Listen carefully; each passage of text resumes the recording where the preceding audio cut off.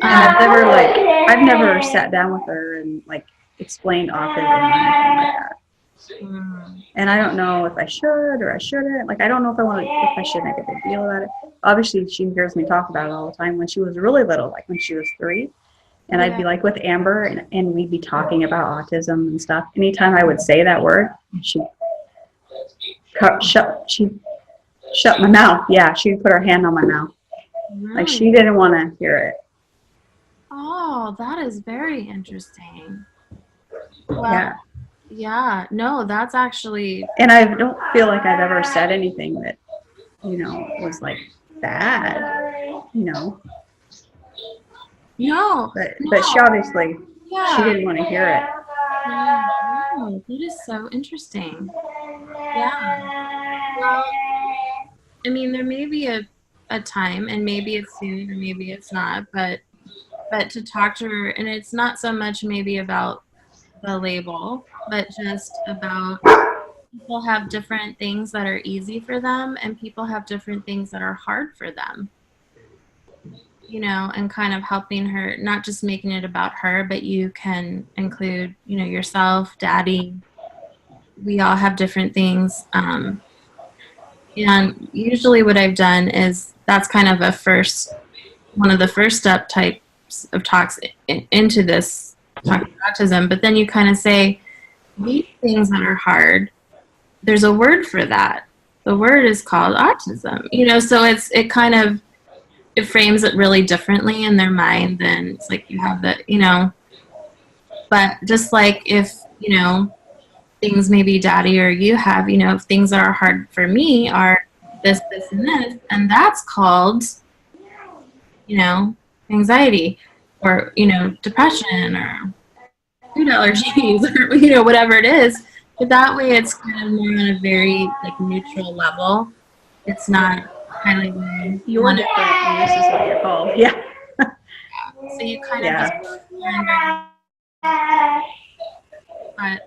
but maybe that's something that might be something a little sooner rather than later. It depends on kind of feeling out how she's doing right now, and I've been hesitant to do that just because I can't get any feedback back from her as far as it's not like she can ask questions and I can answer them, or it would just be like me giving her information and then she's gonna have to figure out how to feel about it without any help. I know it's not easy. Well, I have a friend that I work with him, and it took him about 6 months. Now he is able to communicate verbally a little bit easier. And it took him about 6 months to actually even bring it up again. He was thinking about it all that time. And so they were kind of surprised because at first they're like, oh, everything went smooth and fine. He had nothing to say. And I told them, I said, well, just because he didn't say anything or react right now doesn't mean later. And he could have, we don't know what kind of reaction he'll have. He may be okay. He may be scared. He may be upset. 6 months later, he just had a lot of questions.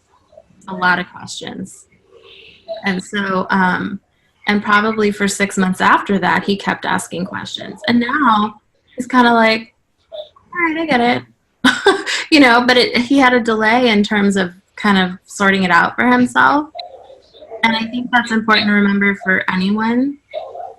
But he was able to ask questions later, where she won't be able to ask questions later. Right. Now we can think of maybe, we can't think of everything. But there also are ways to kind of say, you might have a lot of thoughts. Hard to ask. Maybe I'm going to give you some, think of what common questions might be, like from the people that have asked me.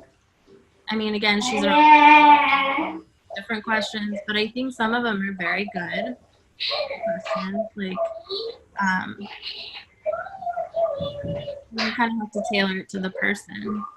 But whether it's now or later, at some point, it might be also it could be very helpful for her. It could potentially be a relief. That if she is internalizing what's wrong, what's wrong with me, why am I different? Like, me, yeah, it can take also a lot of pressure off where, No, it has nothing to do, kind of going through all the great personality traits. Like I had a family, they had like a little outline of a person and they each did one, each parent and the child. All the things about them, like loving, sweet, kind, manners, whatever they put. That was their very first step. And then they had a second step where there were also things that were hard for them, that they had trouble with, that their brain was different about. So that was the second thing. And that's where they all shared, that part of themselves. But it wasn't just him. It was both parents shared their own stuff. So. If that once again requires someone that can communicate. Yeah, I mean, in order to, I still think sharing something, she does listen, she does understand really a lot more than we But really. like, what would you do for her part of that? Like, she can't fill out her own, or did just the parents do it and the child didn't? Well, for that case, he actually had a hard time coming up with things, so they did have to help him. He wasn't very self-aware at all. Like, he didn't really have a lot to say. They kind of helped him. I also wouldn't necessarily underestimate her in that way too, because if she sees what you guys are doing, I do think that she could come up with some stuff. I mean, maybe not like the fullness of everything, but I think she could catch on to what she's smart and she's visual. You're showing her on the paper, mommy, and like things about mommy, and maybe even some physical things.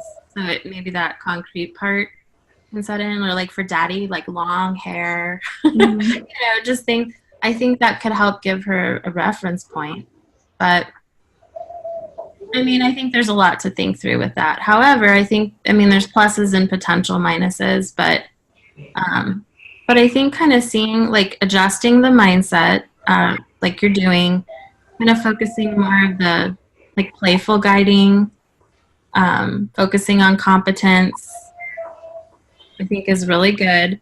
And just kind of letting this, like, evolve a little bit.